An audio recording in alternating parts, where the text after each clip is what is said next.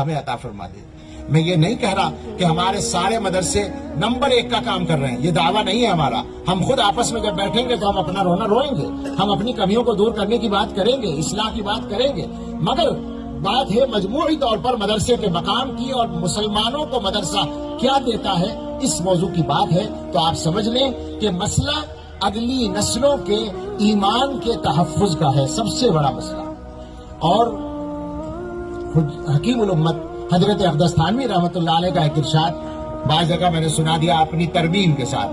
اب سے کوئی 125 سال پہلے کی بات ہے، میرٹھ میں ایک جلسہ تھا اور اس میں حضرت تھانوی رحمۃ اللہ علیہ نے تقریر فرمائی تھی۔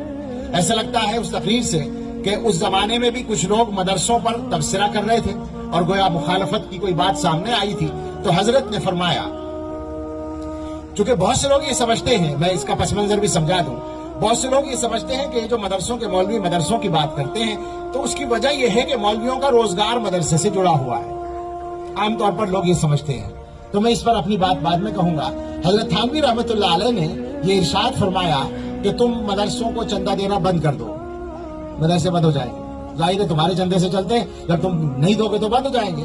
اور یہ جو مدرسوں میں پڑھانے والے لوگ ہیں، کوئی آٹے کی دکان کر لے گا، کوئی چاول کی دکان کر لے گا اور ان کی روزی روٹی کا مسئلہ دکان سے حل ہو جائے گا، مگر تمہارے بچے، تمہاری نسلیں 50 سال میں تمہارے بچے ہندو ہوں گے، یہودی ہوں گے، عیسائی ہوں گے۔ یہ حضرت نے فرمایا تھا۔ اتنا ہی بڑا کوئی آدمی ایسی بات کہنے کی ہمت کر سکتا تھا۔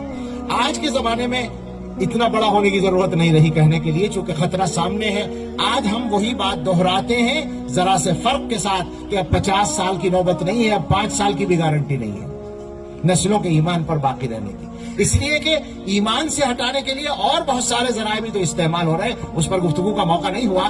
جو سوشل میڈیا ہے، جو ابلاغ کے ذرائع ہیں، ان کو باقاعدہ ایمان ختم کرنے کے لیے پلان کے تحت استعمال کیا جا رہا ہے، وہ ایک مستقل مصیبت ہے۔